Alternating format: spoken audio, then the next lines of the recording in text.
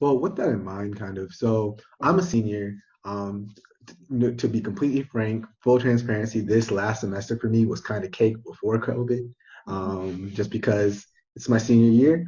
Um, However, had this happened last semester while I was overloading, I'd be having a different set of considerations.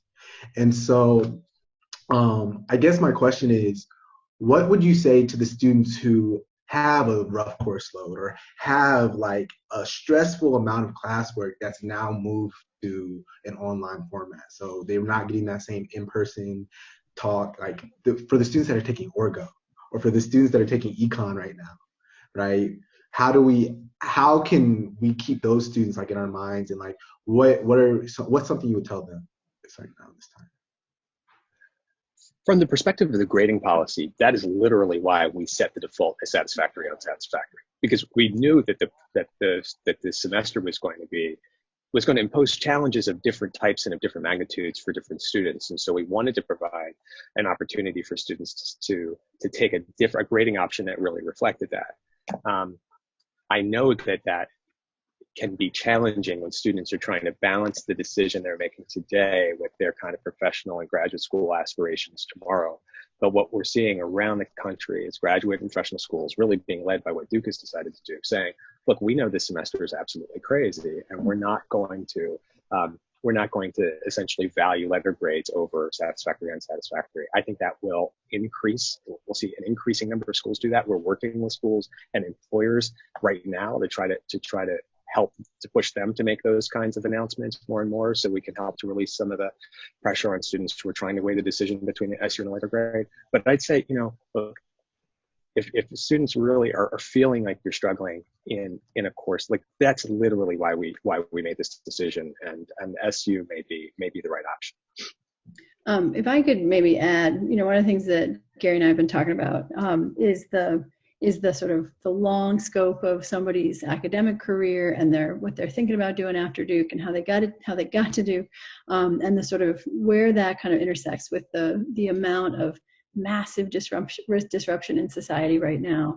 I've been in really competitive admissions processes before at the undergraduate and graduate level. And before I got into student affairs, I did admissions work, including, as admissions officer after September 11th for a program that accepted 30 people out of a pool of 800, right? And so, I've been in the sort of conversation where you try to contextualize one very, very disruptive part of someone's life, and then the broader scope of sort of what they're doing and what they've worked for and what their aptitudes are.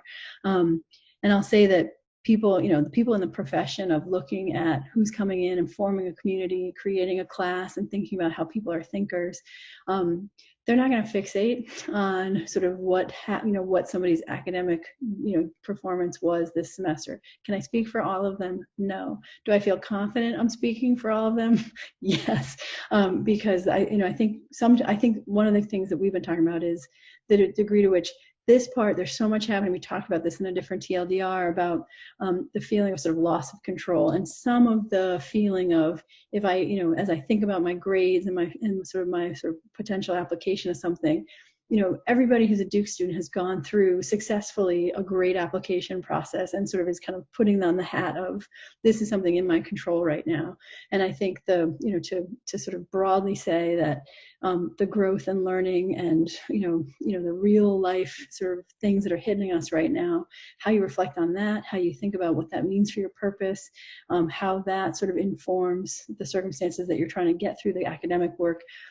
I think sometimes it can help to zoom back a little bit and take a broader view of what's happening right now.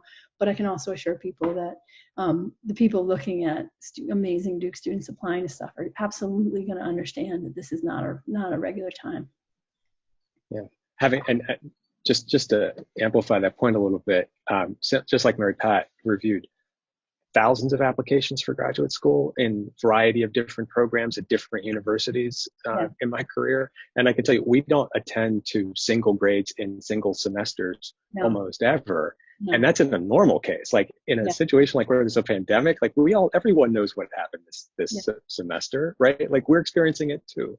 And so I think I understand students' concerns. I think they're warranted in this moment. But I can tell you, like when I talk to my colleagues who who are doing graduate admissions in real time, like right now, everyone is sort of the same mind, in the same way that Mary Pat said, like, we're not going to make these judgments, and overly judge a student who has an SU. That didn't happen before, and it's not going to happen moving forward. I feel confident now. To your point, can I guarantee that will be the case?